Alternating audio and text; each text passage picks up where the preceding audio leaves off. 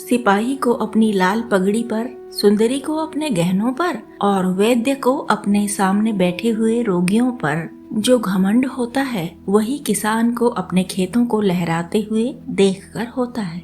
झींगुर अपने ऊख के खेतों को देखता तो उस पर नशा सा छा जाता। 3 बीघे ऊख थी, इसके 600 रुपए तो अनायास ही मिल जाएंगे, और जो कहीं भगवान ने दाढ़ी तेज कर दी तो फिर क्या पूछना। दोनों बैल बुढ़े हो गए। अब की नई गोई बटेसर के मेले से ले आएगा। कहीं 2 बीघे खेत और मिल गए तो लिखा लेगा। रुपए की क्या चिंता, बनिए अभी से उसकी खुशामद करने लगे थे। ऐसा कोई न था जिससे उसने गांव में लड़ाई न की हो। वह अपने आगे किसी को कुछ समझता ही न था। एक दिन संध्या के समय वह अपने बेटे को गोद में लिए मटर की फलियां तोड़ रहा था। इतने में उसे भेड़ों का एक झुंड अपनी तरफ आता दिखाई दिया। वह अपने मन में कहने लगा, इधर से भेड़ों के निकलने का रास्ता न था क्या? खेत की मेड़ पर से भेड़ों का झुंड नहीं जा सकता था? भेड़ों को इधर से लाने की क्या जरूरत? ये खेत को कुचलेंगी, चरेंगी, इसका डाढ़ कौन देगा? मालूम होता है बुद्धू गडेरिया है, बच्चा को घमंड हो गया है, तभी तो खेतों के बीच से भेड़ें लिए चला आता है। जरा इसकी ढिठाई तो देखो। देख रहा है कि मैं खड़ा हूँ, फिर भी भेड़ों को लौटाता नहीं।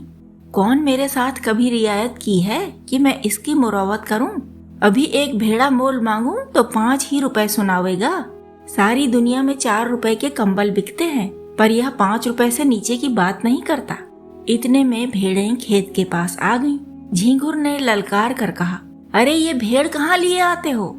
बुद्धू नम्र भाव से बोला, महतो डाढ़ पर से निकल जाएंगी, घूम कर जाऊंगा तो कोस भर का चक्कर पड़ेगा। झींगुर, तो तुम्हारा चक्कर बचाने के लिए मैं अपने खेत क्यों कुचलवाऊं?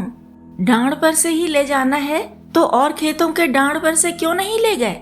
क्या धन का घमंड हो गया है? लौटाओ इनको। बुद्धू, महतो आज निकल जाने दो, फिर कभी इधर से आऊं तो जो चाहे सजा देना। झींगुर, कह दिया कि लौटाओ इन्हें। अगर एक भेड़ भी मेड़ पर आई तो समझ लो तुम्हारी खैर नहीं। बुद्धू, महतो अगर तुम्हारी एक बेल भी किसी भेड़ के पैरों तले आ जाए तो मुझे बैठाकर 100 गालियां देना। बुद्धू बातें तो बड़ी नम्रता से कर रहा था, किंतु लौटाने में अपनी हेठी समझता था। उसने मन में सोचा, इसी तरह जरा जरा धमकियों पर भेड़ों को लौटाने लगा तो फिर मैं भेड़ें चरा चुका। आज लौट जाऊं तो कल को कहीं निकलने का रास्ता ही न मिलेगा, सभी रौब जमाने लगेंगे। बुद्धू भी पोढ़ा आदमी था। 12 कोड़ी भेड़ें थीं। उन्हें खेतों में बिठाने के लिए फी रात 8 आने कोड़ी मजदूरी मिलती थी। इसके उपरांत दूध बेचता था, ऊन के कंबल बनाता था। सोचने लगा, इतने गर्म हो रहे हैं, मेरा कर ही क्या लेंगे? कुछ इनका दबैल तो हूं नहीं। भेड़ों ने जो हरी हरी पत्तियां देखी तो अधीर हो गईं, खेत में घुस पड़ी। बुद्धू उन्हें डंडों से मार मार कर खेत से किनारे हटाता था और वे इधर उधर से निकलकर खेत में जा पड़ती थी। झींगुर ने आग होकर कहा, तुम मुझसे हेकड़ी जताने चले हो? तुम्हारी सारी हेकड़ी निकाल दूंगा। बुद्धू, तुम्हें देखकर चौंकती हैं, तुम हट जाओ तो मैं सबको निकाल ले जाऊं। झींगुर ने लड़के को तो गोद से उतार दिया और अपना डंडा संभालकर भेड़ों पर पिल पड़ा। धोबी भी इतनी निर्दयता से अपने गधे को नपीटता होगा। किसी भेड़ की टांग टूटी, किसी की कमर टूटी, सब ने बें बें का शोर मचाना शुरू किया। बुद्धू चुपचाप खड़ा अपनी सेना का विध्वंस अपनी आंखों से देखता रहा। वह न भेड़ों को हाँकता था, न झींगुर से कुछ कहता था, बस खड़ा तमाशा देखता रहा। 2 मिनट में झींगुर ने इस सेना को अपने अमानुषिक पराक्रम से मार भगाया। मेष दल का संहार करके विजय गर्व से बोला, अब सीधे चले जाओ, फिर इधर से आने का नाम न लेना। बुद्धू ने आहत भेड़ों की ओर देखते हुए कहा, झींगुर, तुमने यह अच्छा काम नहीं किया, पछताओगे। केले को काटना भी इतना आसान नहीं जितना किसान से बदला लेना। उसकी सारी कमाई खेतों में रहती है या खलिहानों में। कितनी ही दैविक और भौतिक आपदाओं के बाद कहीं अनाज घर में आता है, और जो कहीं इन आपदाओं के साथ विद्रोह ने भी संधि कर ली तो बेचारा किसान कहीं का नहीं रहता। झींगुर ने घर आकर दूसरों से इस संग्राम का वृतांत कहा तो लोग समझाने लगे, झींगुर, तुमने बड़ा अनर्थ किया, जानकर अनजान बनते हो। बुद्धू को जानते नहीं, कितना झगड़ालू आदमी है। अब भी कुछ नहीं बिगड़ा, जाकर उसे मना लो, नहीं तो तुम्हारे साथ सारे गांव पर आफत आ जाएगी। झींगुर की समझ में बात आई, पछताने लगा कि मैंने कहां से कहां उसे रोका। अगर भेड़ें थोड़ा बहुत चर ही जाती तो कौन मैं उजड़ा जाता था। वास्तव में हम किसानों का कल्याण दबे रहने में ही है। ईश्वर को भी हमारा सिर उठाकर चलना अच्छा नहीं लगता। जी तो बुद्धू के घर जाने को न चाहता था, किंतु दूसरों के आग्रह से मजबूर होकर चला।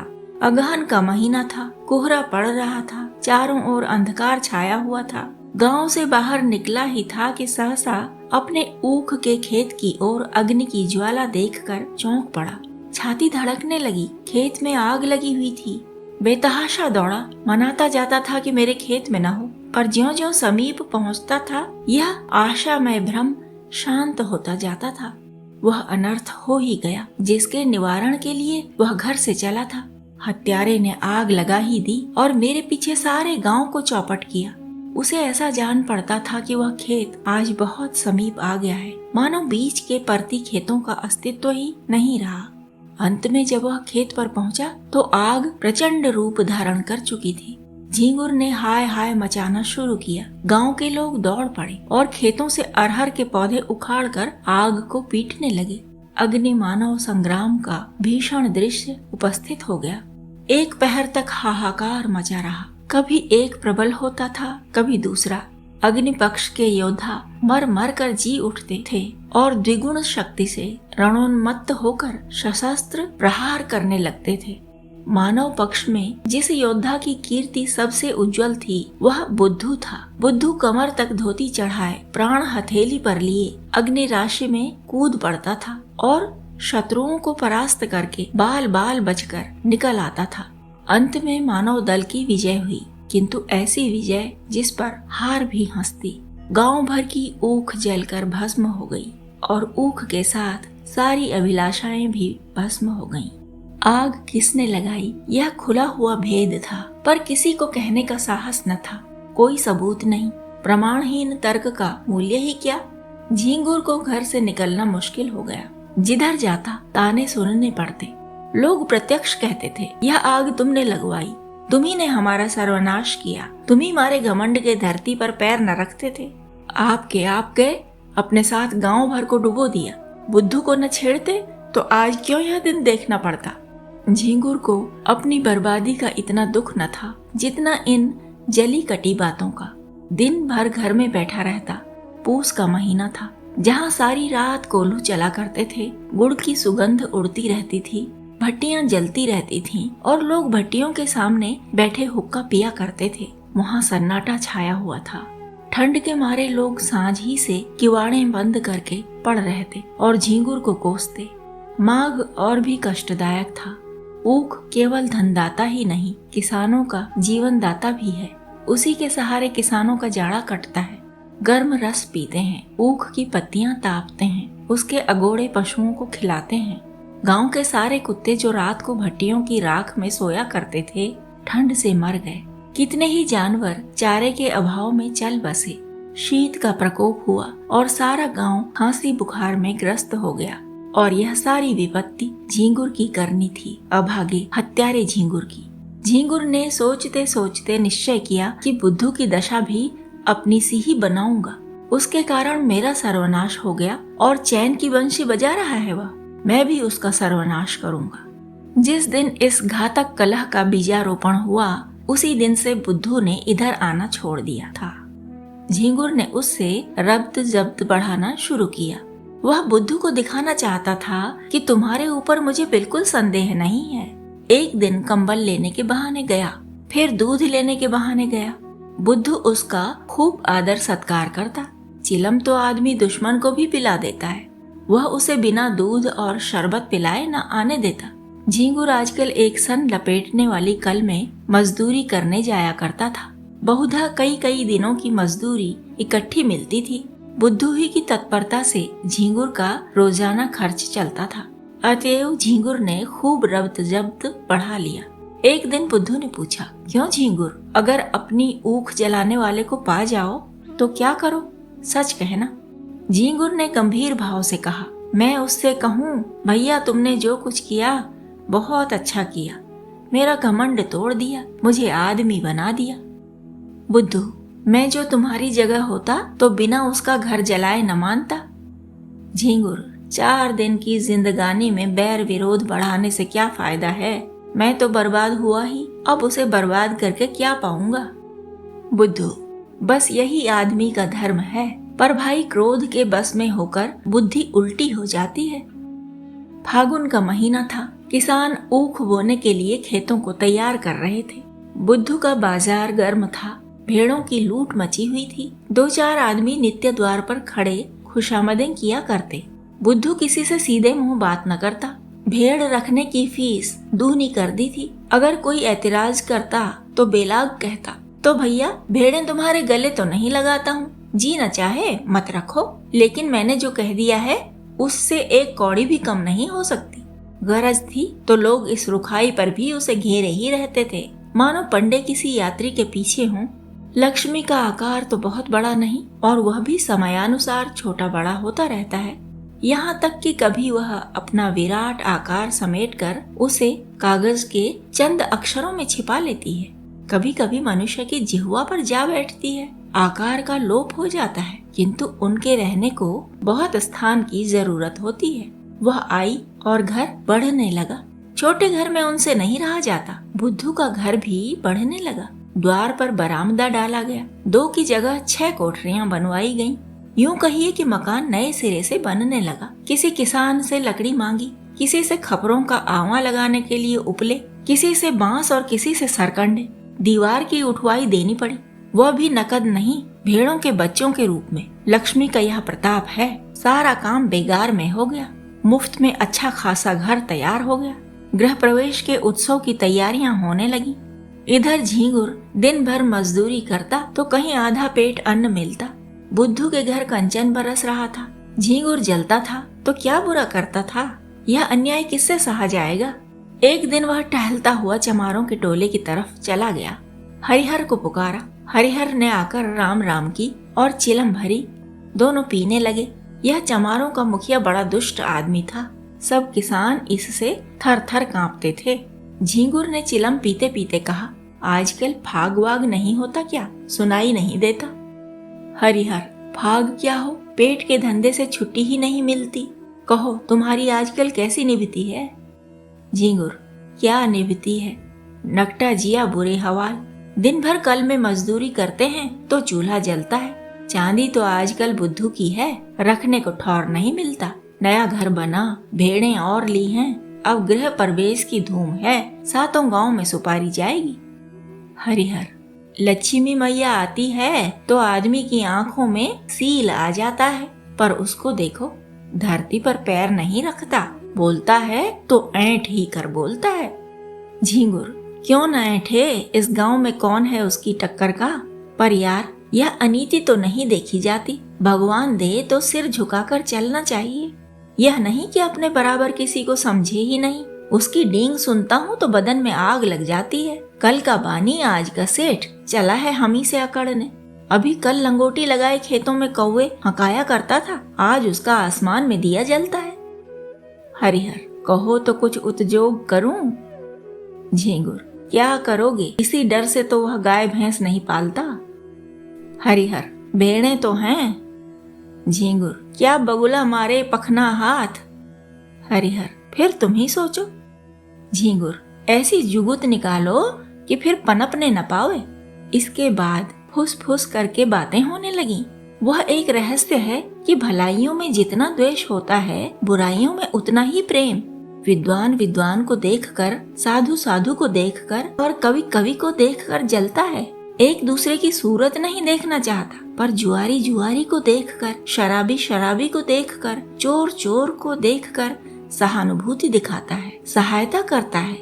एक पंडित जी अगर अंधेरे में ठोकर खाकर गिर पड़े तो दूसरे पंडित जी उन्हें उठाने के बदले 2 ठोकरें और लगाएंगे कि वह फिर उठ ही न सके। पर एक चोर पर आफत आई देख दूसरा चोर उसकी मदद करता है। बुराई से सब घृणा करते हैं, इसलिए बुरों में परस्पर प्रेम होता है।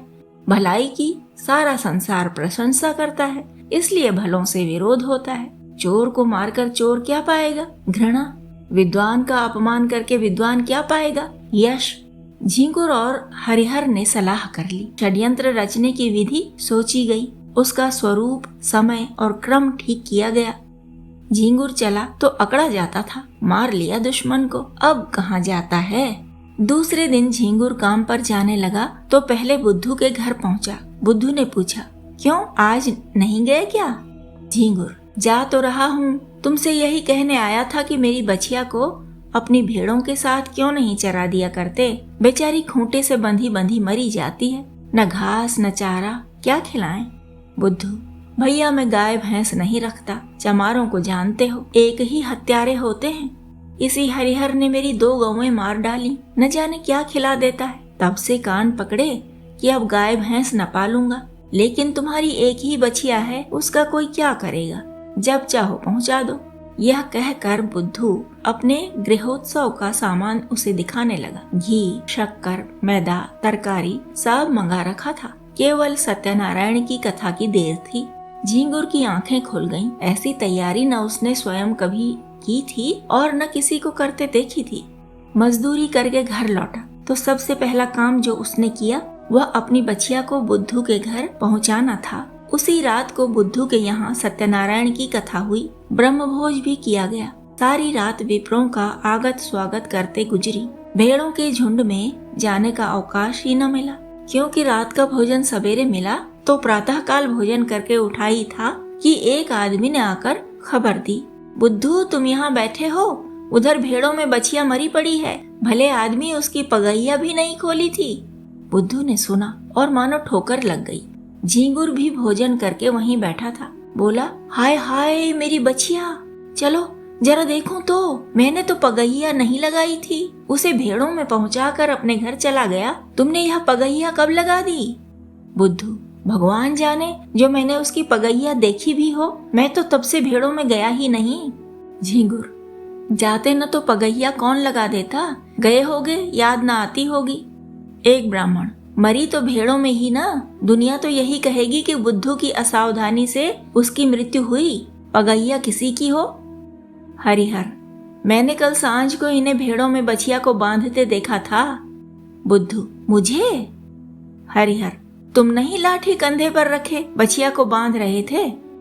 बुद्धू, बड़ा सच्चा है तू, तूने मुझे बछिया को बांधते देखा था।